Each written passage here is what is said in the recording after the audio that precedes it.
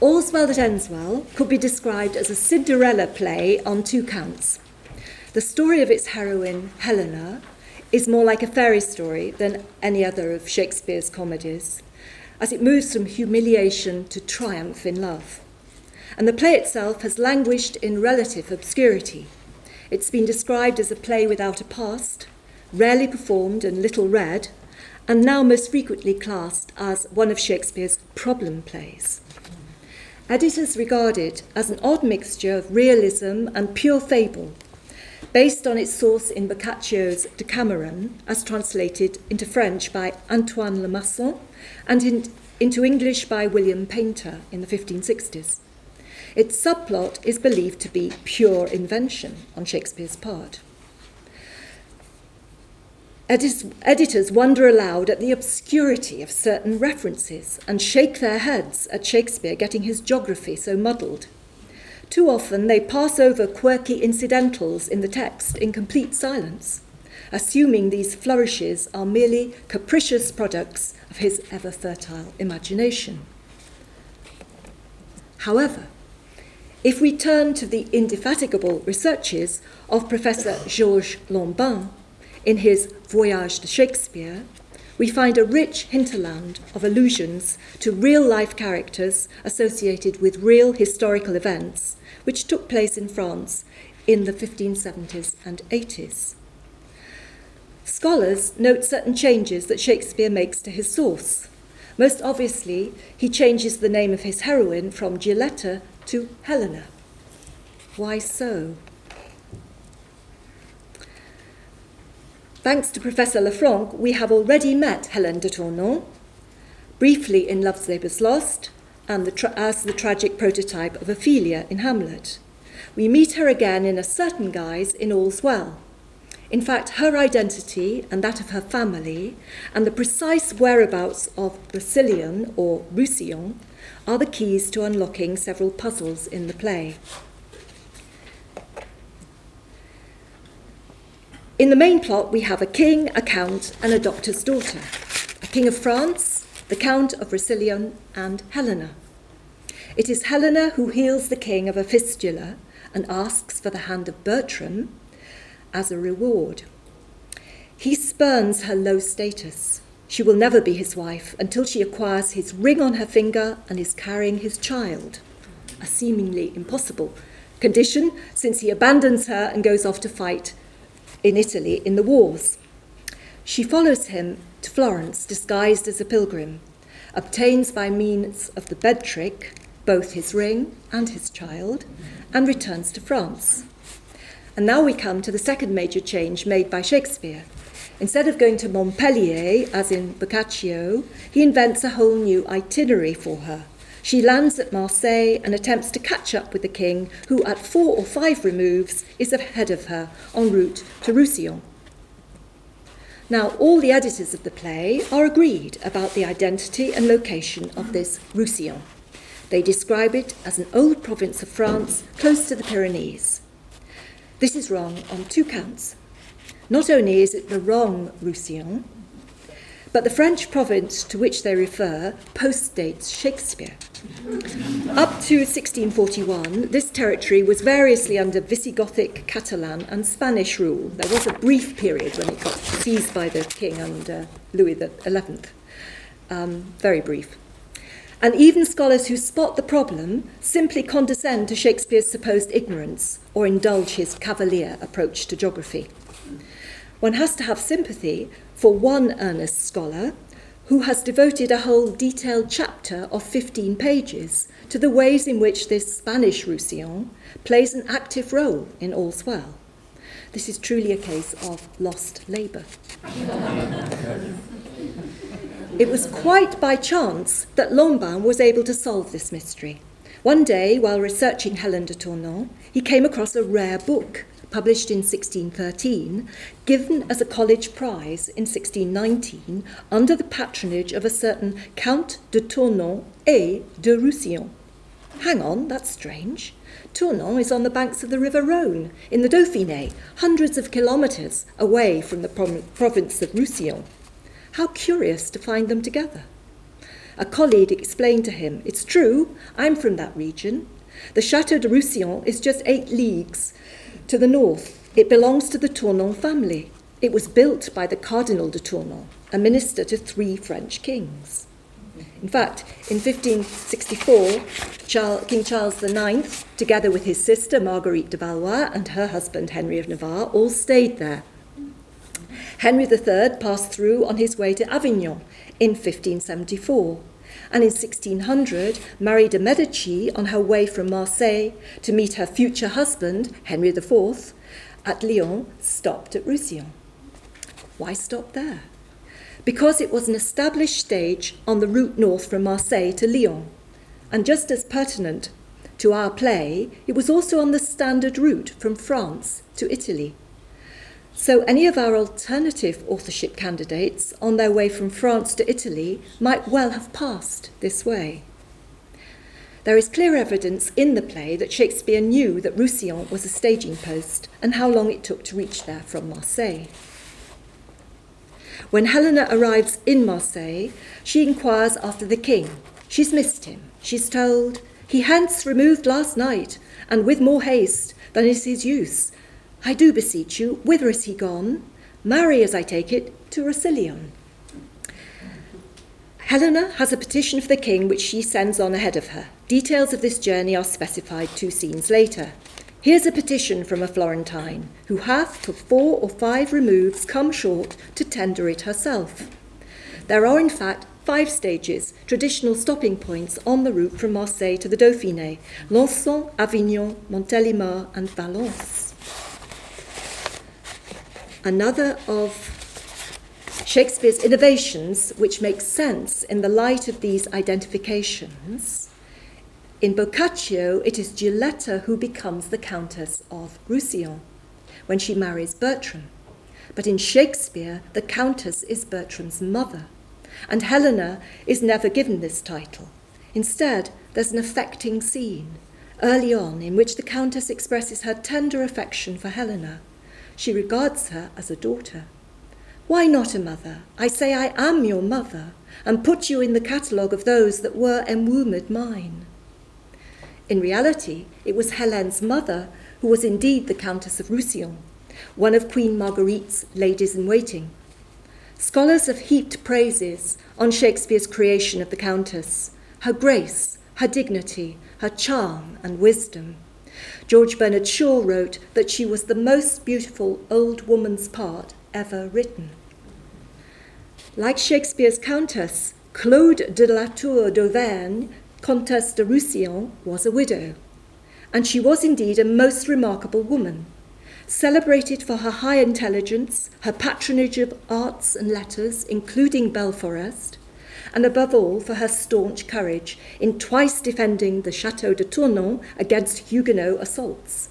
The historian Hilarion de Cosse lauded her as a staunch royalist and an invincible heroine of the Catholic cause.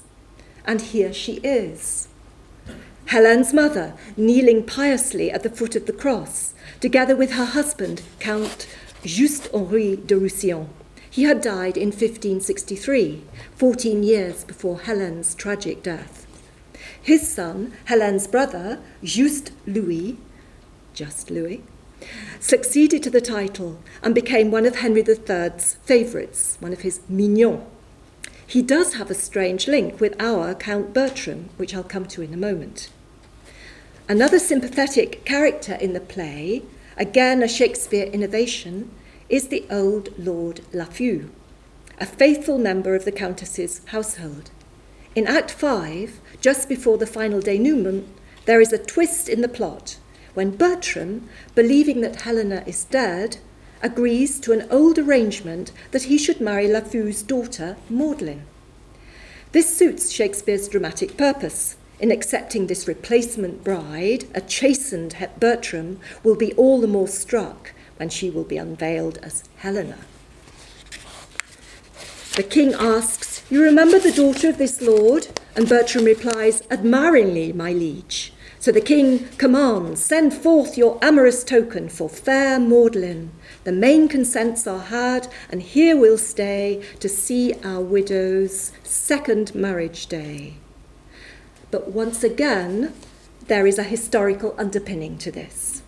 On the 4th of February 1583, as reported in the journal L'Étoile, Juste Louis, Baron of Tournon and Count of Roussillon, did indeed marry a Madeleine, the daughter of the Lord La Rochefoucauld, so a Magdalene, daughter of a Lafou.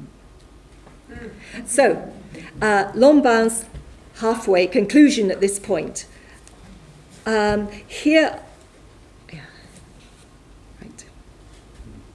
Here are the identifications and correspondences that he has found in the main plot. And he asks, is all this a matter of miraculous intuition? Facts, places, intrigues, personages, specific to a particular epoch in French history? But it's in the subplot of All's Well that the French connections are most concentrated and most fun. This subplot revolves around the braggart soldier Parolles, Bertram's dubious companion, who accompanies him to the wars in Tuscany and turns out to be a coward and a traitor of the First Order. Editors of the play are agreed. There is no source for this subplot. It appears to be entirely Shakespeare's own invention. Actually, they've missed an analogue in Nash's Unfortunate Traveller, but we'll let that pass. In fact, as Lombard's researches make clear, the subplot consists of a sustained matrix of satirical allusions to leading courtiers who figured in the religious wars which ravaged France, especially between 1572 and 1588. In a moment, we will witness a key scene in the play, the scene of Parolles' undoing. But first, just to briefly remind you of the context. The three French royal houses I mentioned in my introduction, Bourbon, Valois, Lorraine, corresponding to the three religious factions, the Protestant Huguenots on one side, the Arch-Catholics on the other, with Catherine de' Medici and the Valois kings manoeuvring in the middle. All three Henrys eventually succumbed to assassins. We've already been introduced to Henry of Navarre and Marguerite de Valois in Love's Labour's Lost, and we'll be meeting Henry III in Measure for Measure. Now, when we focus on this subplot, it's the turn of the House of Lorraine.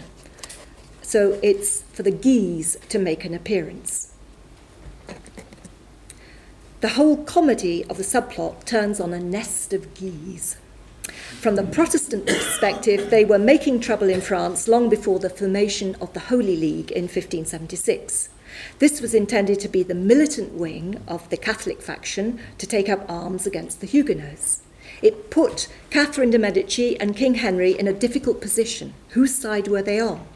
This was as much a political struggle as a religious one, a question of who would succeed to the throne of France.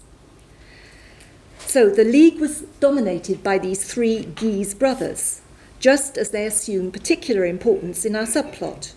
We've already met one of them, the Duke du Maine, figuring rather incongruously in Love's Labour's Lost, as a friend of Henry of Navarre.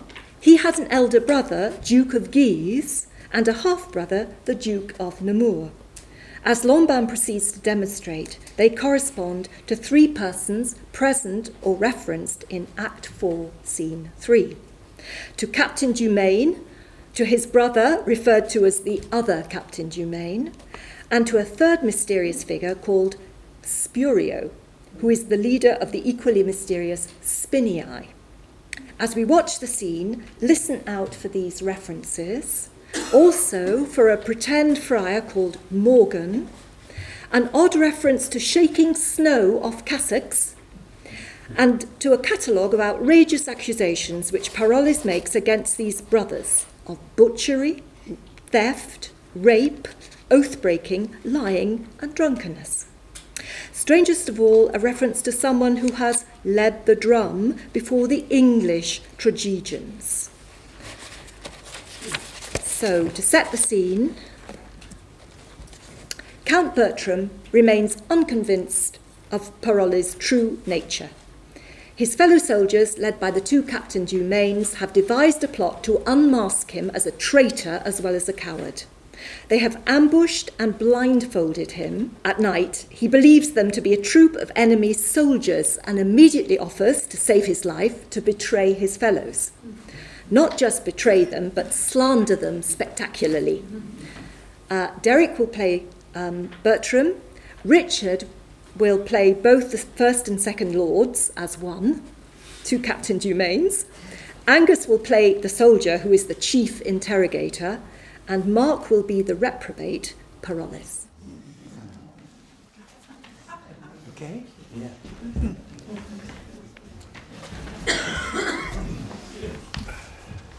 But shall we have this dialogue between the fool and the soldier? Come, bring forth this counterfeit module.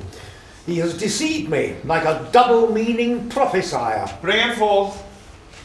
He has sat at the stocks all night, poor gallant knave. No matter. His heels have deserved it in usurping his spurs so long. How does he carry himself? I've told your lordship already, the stocks carry him. But to answer you as you would be understood, he weeps like a wench that has shed her milk. He has confessed himself to Morgan, who he supposes to be a friar, from the time of his remembrance to the very instant disaster of his setting in the stocks. And what think you he hath confessed? Nothing of me, has it? His confession is taken, and it shall be read to his face. If your lordship be it, as I believe you are, you must have patience to hear it. A plague upon him, muffled. He can say nothing of me. Hush, hush. Herdman, come. Porto Tartarossa. He calls for the torches. What will you say without him? I will confess what I know without constraint. If you pinch me like a pasty, I can say no more. Bosco Chimocho. Boblibindo Chichomoko. Oh, you are a merciful general. Our general bids you answer to what I shall ask you out of a note. And truly, as I hope to live. First demand of him, how many horse the Duke is strong. What say you to that? 5,000 or 6,000, but very weak and unserviceable. The troops are all scattered, and the commanders very poor rogues, upon my reputation and credit, and as I hope to live. Shall I set your answer, sir? Do, I'll take the sacrament on it, how and which way you will. Well, all's one to him. What a path-saving slave is this? You're deceived, my lord. This is Monsieur Parolles, the gallant militarist. That was his own phrase that had the whole theory of war in the knot of his scarf and the practice in the chape of his dagger. I will never trust a man again for keeping his sword clean, nor believe he can have everything in him by wearing his apparel neatly. Well, that's set down. 5,000 or 6,000 horse, I said. I will say true, or thereabouts. Set down, for I'll speak the truth. He's very near the truth in this. Yeah, but I call him no thanks for it, in the nature of the way he delivers it. Poor rogues, I pray you say. Well, that's set down. I humbly thank you, sir. A truth's a truth. The rogues are marvellous poor.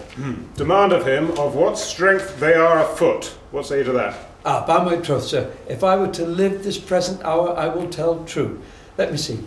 Spurio, 150. Sebastian, so many. Corambus, so many. Jaqui, so many.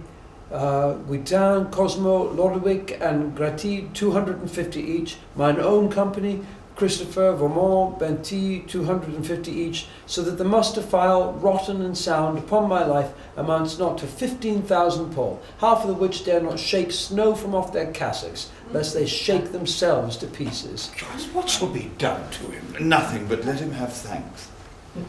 Demand of him my condition, and what credit I have with the Duke. Well, that's set down. You shall demand of him whether one Captain Dumain be of the camp, a Frenchman, what his reputation is with the Duke, what his valour, honesty and expertness in wars, or whether he thinks it were not possible, with well-weighing sums of gold, to corrupt him to revolt. What say you to this? What do you know of it? I beseech you, let me answer to the particular of your interrogatories. Demand them singly. Do you know this Captain Dumain? I know him. I was a botcher's prentice in Paris, from whence he was whipped for getting the Shreve's fool with child. A dumb innocent that could not say him nay. Nay, by your leave, hold your hands. though I know his brains are forfeit to the next tile that falls. Well, is this captain in the Duke of Florence's camp? Upon my knowledge he is, and lousy. Nay, no, so upon me. We shall hear of your lordship anon. What is his reputation with the Duke?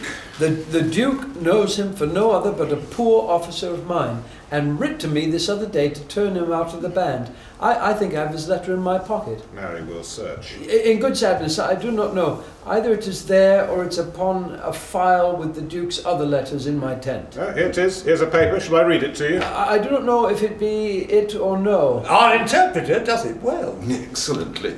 Diane, the Count's a fool and full of gold. Oh, that's not the Duke's letter, sir. That's an advertisement to a proper maid in Florence, one Diana, to take heed of the allurement of one Count Roussillon, a foolish idle boy, but for all that very rottish. I pray you, sir, put it up again. Nay, I'll read it first, by your favour. By my meaning in it, I protest, was very honest in the behalf of the maid, for I knew the young Count to be a dangerous and lascivious boy, who is a whale to virginity and devours up all the fry it finds. Damnable, both sides rogue. When he swears oaths, bid him drop gold and take it. After he scores, he never pays the score. Half won is match well made, match and well make it. He ne'er pays after debts, take it before. And say a soldier, Diane, told thee this: men are to mell with, boys are not to kiss. For count of this, the Count's a fool, I know it, who pays before, but not when he does owe it. Thine, as he vowed to thee in thine ear, Parolles. He shall be whipped through the army with this rhyme in his forehead. This is your devoted friend, sir, the manifold linguist and the omnipotent soldier. That's the other lord. Oh! Oh no, No, it's you. I could endure it's going well. I could endure anything before but a cat. And now he's a cat to me. I perceive, sir, by the General's looks, we shall be fain to hang you.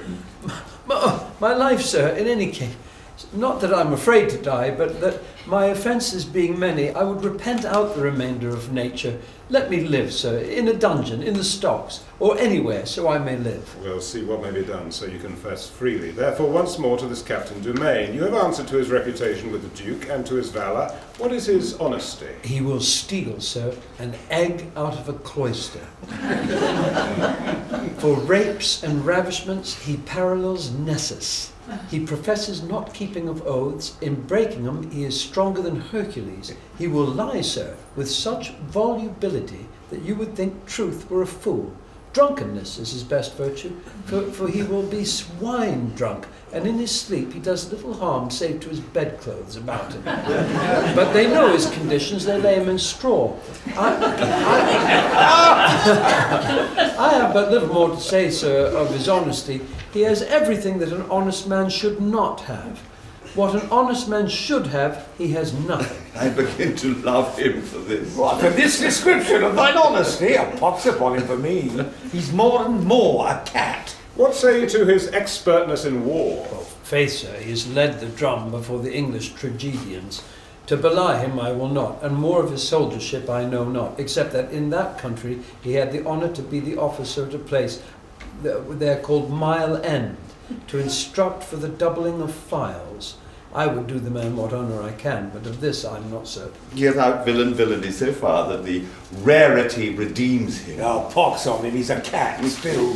His qualities being at this poor price, I need not to ask you if gold will corrupt him to revolt. Sir, for a quart Dessous, he will sell the fee simple of his salvation, the inheritance of it, and cut the entail from all remainders, and a perpetual succession for it perpetually. What's his brother, the other Captain Dumain? Why does he... Oh, Why does he ask him of me? Quiet, you. it's going What's... well. Let me speak your lines. What's he? It's very good you tap me when I say The other Captain Dumain, what's he? Go. in a crow of the same nest. Not altogether so great as the first in goodness, but greater a great deal in evil. He excels his brother for a coward, yet his brother is reputed one of the best that is. In a retreat he outruns any lackey. Marry, in coming on he has the cramp. If your life be saved, will you undertake to betray the Florentine? I and the captain of his horse, Count Roussillon. I'll whisper with the general and know his pleasure. I'll no more be drumming, a plague of all drums, only to seem to deserve well, and to beguile the supposition of that lascivious young boy, the Count, have I run into this danger. Yet who would have suspected an ambush where I was taken?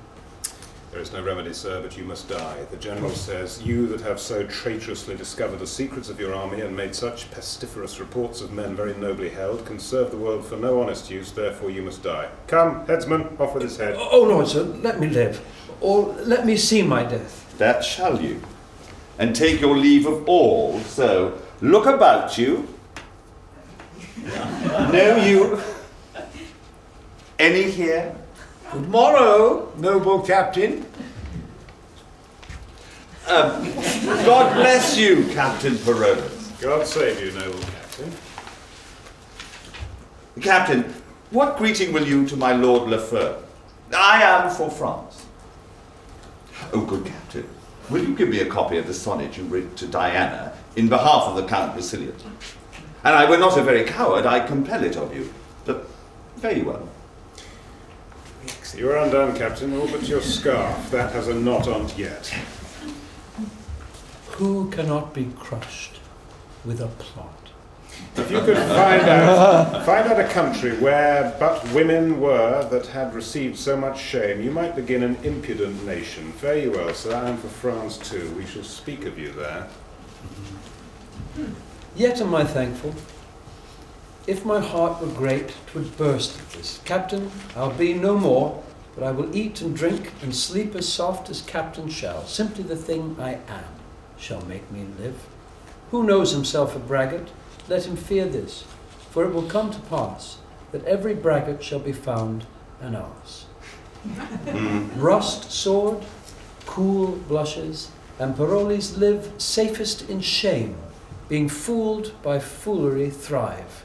There's place and means for every man alive. I'll after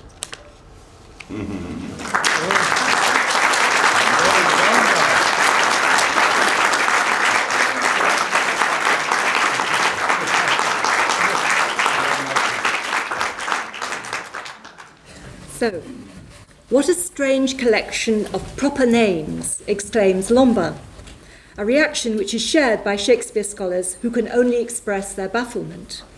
A wonderful jumble of names, says Diane.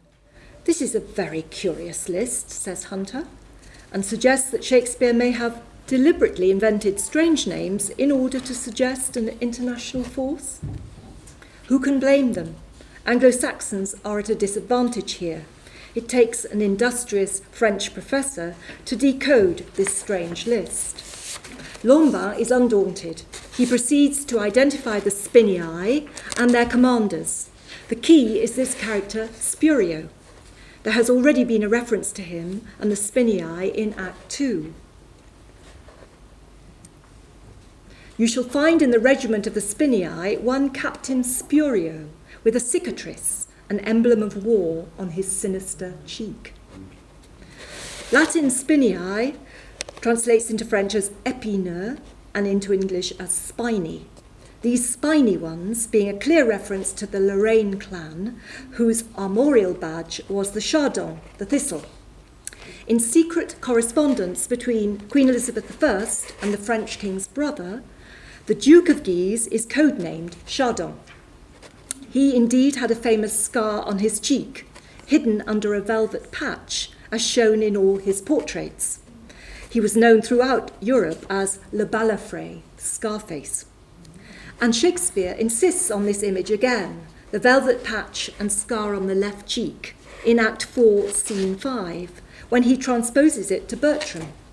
The clown says, "Madam, yonder's my lord, your son, with a patch of velvet on his face.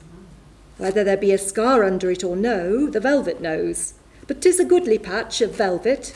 His left cheek is a cheek of 2 pile and a half, but his right cheek is worn bare." And the Duke's ambition was notorious. His pretensions to the French crown were indeed spurious. He was aiming that high, as Marlowe makes clear in his Massacre at Paris.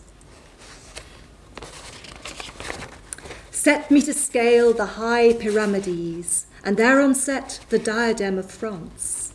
I'll either rend it with my nails to naught, or mount the top with my aspiring wings, although my downfall be the deepest hell. If Shakespeare's Captain Spurio is the Duke de Guise, then Captain Dumain is the Duke Dumain, his younger brother, who figures so prominently in Marlowe's play, and hence Parolles' bizarre remark that he has led the drum before the English tragedians, and that he was a butcher's apprentice in Paris. This is apt. The butcher himself was de Guise, certainly from a Protestant perspective, the instigator of the massacre.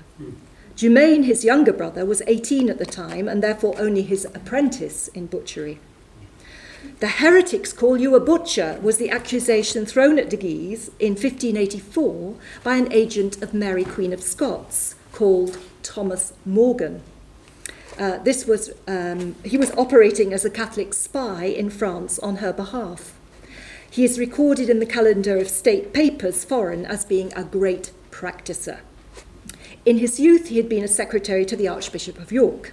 It is Shakespeare's joke to give him his name to the false friar to whom Parolles has confessed. Of course, all this cat's cradle of references is lost on Shakespeare scholars. All they can offer is the observation that Morgan is a common Welsh name. Once the Guise connection is established, some of the other names on the list are easy to gloss. There are 2 more brothers to identify and other commanders in the field, prominent leaders of the Holy League. Lodovic is Cardinal Louis de Guise, for example, the 3rd Guise brother. So here's how sense can be made of the characters in Act 4, Scene 3, and of Parolles' curious list. So Spurio is the Duke de Guise, Captain Dumain is Dumain, Lodovic is Cardinal Louis, the 3rd Guise brother, and Dumain's half-brother is the Duke de Nemours. Lombard suggests that the guilty Guise is Gonzago, the Duke of Nevers. Marlowe, in his play, makes him the assassin of the Huguenot Admiral de Coligny and puns twice on the words Guise and guilt. Sebastian was a rare first name in France at that time. There's only one Sebastian de Luxembourg who fits the bill. And his nephew was the Duke de Mercoeur, leader of the League in Brittany, and his name, Coeur, chimes punningly with corambus, meaning double-hearted. Vaumond is easily matched with the Comte de Vaudemont, who was father of the Queen and yet another member of the House of Lorraine. And as for Jaques, he could well be described as the most fanatical Guise of all, since he sacrificed his own life in avenging the assassination of the Duke de Guise. This is Marlowe's Sanctus Jacobus, the Jacobin friar Jacques Clément, who in 1589 murdered Henry III. And then there's that bizarre reference at the end of Parolles' list, half of the which dare not shake snow from off their cassocks, lest they shake themselves to pieces. Lombard does not comment on this, but I would suggest that it's an oblique allusion to the very odd death of a Guise uncle, another cardinal, Charles, Cardinal of Lorraine. He died in 1574, a week before Christmas, having walked barefoot in procession in a snowstorm, and caught his death of cold. Lombard then goes on to make a convincing case for identifying Parolles with Charles the Duc d'Aumale, whose career was similarly marked by failure on the battlefield, treachery, a mock death, and utter disgrace. He was the Dumain cousin, but they were on very bad terms. He was a Holy Leaguer who eventually turned traitor. He was hanged, drawn, and quartered in effigy for having abandoned Picardy to the Spanish, and he died ignominiously in Flanders. So we remember that quote, and Parolles live safest in shame. One of the clues to the identification of this Parolles-d'Aumale link is Scarves. Parolles is described as that red-tailed humblebee, that jackanapes with scarves. The point of all this was that the Leaguers were constantly changing the colour of their scarves. It was originally red, like that of the Spanish, then it was white when they briefly sided with the king, and then black upon the assassination of de Guise, and green again as a sign of rejoicing upon the death of Henry III. The Battle of Ivry in 1590 saw the defeat of Dumaine, D'Aumale, and de Nemours. It sounds like a conjugation. It was Henry of Navarre's final triumph over the Guise. You can see in this painting a Guise supporter with a knot in his scarf, just like Parolles. Shakespeare has him allude to a disastrous episode in the battle when the elite cavalry under Dumaine's command were forced to point their lances into the backs of their fellow soldiers to repulse them. So Parolles says, there was excellent command to charge in with our horse without wings and to rend our own soldiers. That was not to be blamed in the command of the service. It was a disaster of war that Caesar himself could not have prevented if he had been there himself. Lombin concludes, if I add that in the satire Manipée, Dumaine was called derisively a second Caesar, the allusion in Shakespeare to the Battle of Ivry appears incontestable. And I should like to add a French connection of my own to Lombin's thesis, just as Marlowe's play embraces a whole span of historical events from the massacre to the assassination of the Duke de Guise. These same events are shadowed in All's Well. As we have seen, a myriad Guise stalk the subplot.